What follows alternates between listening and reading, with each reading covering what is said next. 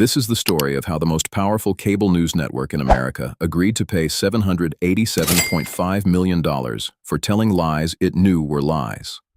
Fox News versus Dominion Voting Systems became the largest media defamation settlement in United States history, and the internal documents that surfaced during the case revealed something extraordinary.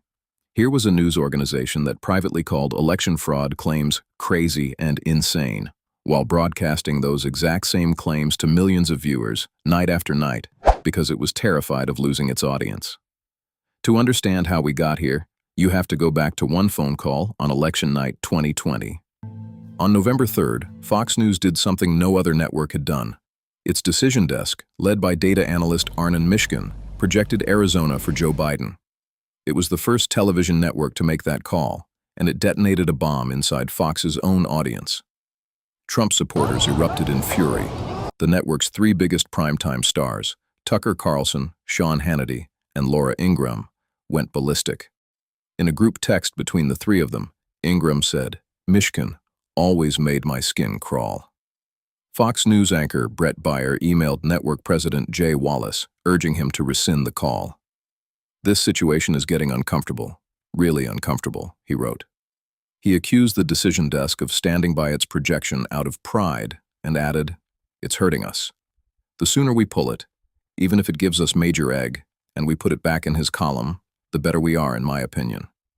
The fury from Trump and his supporters was so intense that Fox News CEO Suzanne Scott actually proposed not calling any more states until the results were officially certified, a process that takes weeks. Think about that. The CEO of a news network proposed simply stopping the act of reporting news because the audience didn't like the facts, and that's when Dominion Voting Systems enters the picture. Dominion is an election technology company founded in Canada in 2003 by John Poulos, who started it with a $50,000 check from his sister. By 2020, the company's machines were used by more than 40% of American voters across 28 states. In the weeks after the election, Trump attorneys Rudy Giuliani and Sidney Powell began pushing a conspiracy theory that Dominion's machines had been rigged to flip votes from Trump to Biden. These claims got broadcast repeatedly on Fox News by hosts Maria Bartiromo, Tucker Carlson, Lou Dobbs, Sean Hannity, and Jeanine Pirro. But here's what makes this case extraordinary. Behind the scenes, these same people knew the claims were false. Tucker Carlson, who was amplifying stolen election narratives on air, privately described Sidney Powell as a psychopath and a crazy person in a text message, saying she was getting Trump all spun up and has zero evidence. He wrote that Trump was pushing voting fraud stuff and called it infuriating. On January 6, 2021, Carlson went even further, texting that Trump was a demonic force, a destroyer. Rupert Murdoch, the chairman of Fox Corporation, messaged that Trump's voter fraud claims were really crazy stuff and told Fox News CEO Suzanne Scott it was terrible stuff damaging everybody, I fear. In an email dated January 21, 2021, Murdoch wrote, "Maybe Sean and Laura went too far. All very well for Sean to tell you he was in despair about Trump, but what did he tell his viewers?" And the most damning revelation of all came when Murdoch confirmed in his deposition that he could have stopped it. He could have told Suzanne Scott to stop putting Giuliani on the air. "I could have," Murdoch said, "but I didn't." The internal communications made clear why Fox kept broadcasting claims it knew were false. The network was hemorrhaging viewers to rival conservative outlets like Newsmax and OAN. This wasn't about journalism, it was about market share and profitability. Meanwhile, there was a chilling moment involving Fox News White House correspondent Jackie Heinrich, who tweeted a fact check of Trump's false claims about Dominion. Tucker Carlson texted Sean Hannity, "Please get her fired, seriously, what the fuck? It needs to stop immediately like tonight. It's measurably hurting the company. The stock price is down, not a joke." Hannity replied that he had already spoken to CEO Suzanne Scott. By the next morning, Heinrich's tweet had vanished. The damage to Dominion was immediate and devastating. CEO John Poulos described customers calling in the middle of procurement saying there was no way they could buy from the company anymore. Customers who had already initiated renewals had their funding pulled by their boards as early as December 2020. Longtime clients wouldn't even let Dominion send people on site anymore. In March 2021, Dominion filed a $1.6 billion defamation lawsuit against Fox News. Fox moved to dismiss, arguing it was simply reporting newsworthy allegations protected by the First Amendment. Judge Eric Davis denied that motion. Then came February 2023, when Dominion filed for summary judgment and released dozens of internal Fox communications. This was the moment the case exploded into public view.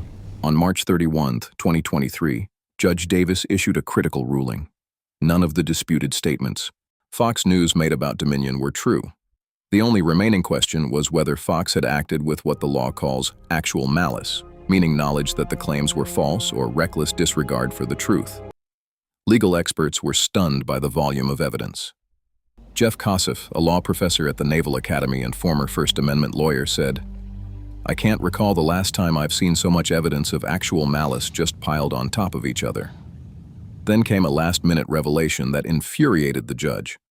Fox Corporation had insisted since 2021 that Rupert Murdoch held no official role at Fox News.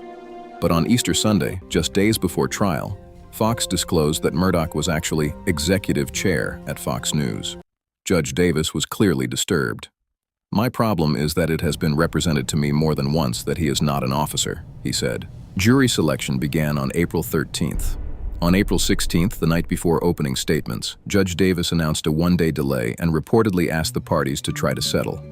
On April 18th, as opening statements were literally about to begin, the judge announced a settlement. Fox News would pay Dominion $787.5 million. Fox acknowledged the court's rulings finding certain claims about Dominion to be false.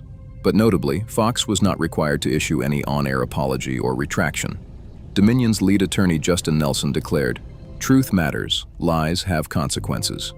After taxes, Fox's actual cost was estimated at roughly $590 million against $4.1 billion in cash on hand.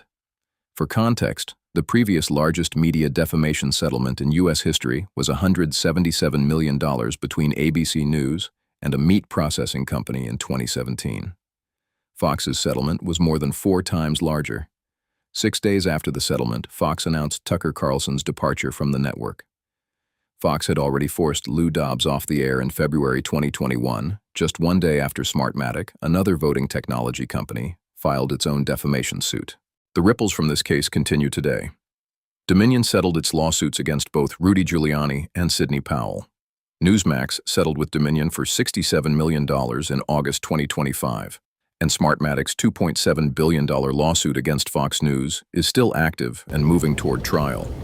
As for Dominion itself, in October 2025, the company was sold and rebranded as Liberty Vote. The damage to the Dominion name was simply too great to overcome. Judge Davis, reflecting on the case, commended both legal teams.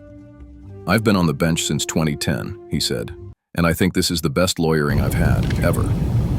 It was extraordinary lawyering in service of an extraordinary case, one that laid bare the gap between what a news network told its audience and what it actually believed to be true.